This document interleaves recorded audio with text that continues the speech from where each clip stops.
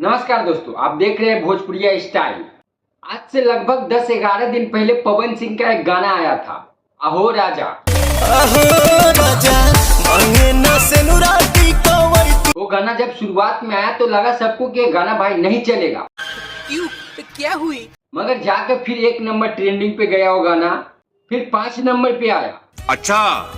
और अब भी जाकर देखिए वो गाना 1 नंबर पे ट्रेंड कर रहा है भाई।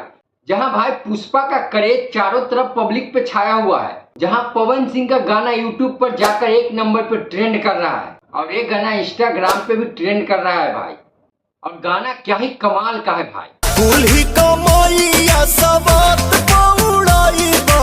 भाई चाहे इस गाने का लिरिक्स देख लीजिए, चाहे इस गाने का डांस देख लीजिए, मतलब सब लाजवाब है।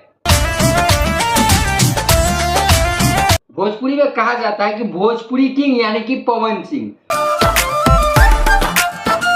जहां चारों तरफ देखिएगा तो पुष्पा पुष्पा चल रहा है कि झुकेगा नहीं साला, झुकेगा नहीं साला। और वहां पर जाके भोजपुरी का एक गाना नंबर 1 पे ट्रेंड कर रहा है। ये हुई ना बात।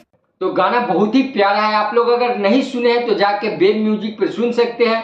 बाकी ये वीडियो कैसा लगा कमेंट में हमें जरूर बताइएगा। हमारे चैनल पर नए हैं तो प्लीज सब्सक्राइब जरूर कर दीजिएगा। जब तक के लिए बाय।